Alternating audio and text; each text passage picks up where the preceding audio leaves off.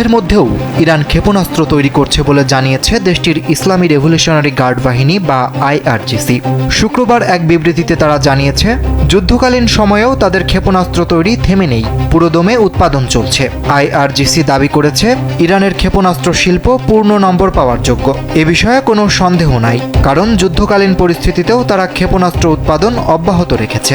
এর আগে বৃহস্পতিবার ইসরায়েলের প্রধানমন্ত্রী বেনিয়ামিন নেতানিয়াহু দাবি করেছেন, ইরানের আর ব্যালিস্টিক ক্ষেপণাস্ত্র তৈরির সক্ষমতা নেই।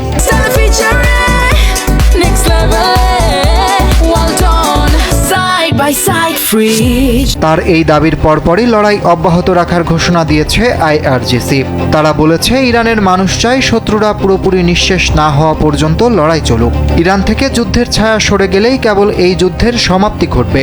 এদিকে যুক্তরাষ্ট্র ও ইসরায়েলের জন্য ইরানের অস্ত্র ভাণ্ডারে চমক অপেক্ষা করছে বলে মন্তব্য করেছেন দেশটির শীর্ষ সামরিক কর্মকর্তা মেজর জেনারেল আলী আবদুল্লাহি। তিনি বলেন, ইরানের সশস্ত্র বাহিনী ইতোমধ্যেই এর একটি নমুনা দেখিয়েছে।